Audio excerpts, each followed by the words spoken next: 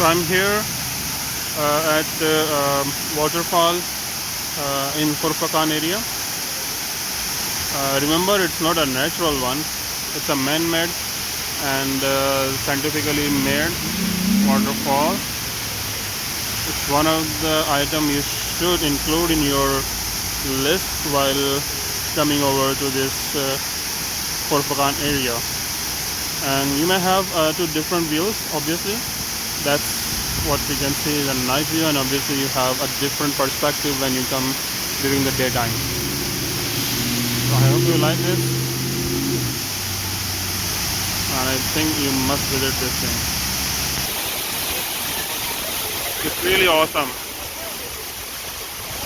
You can literally feel sprinkles of water, breeze, air.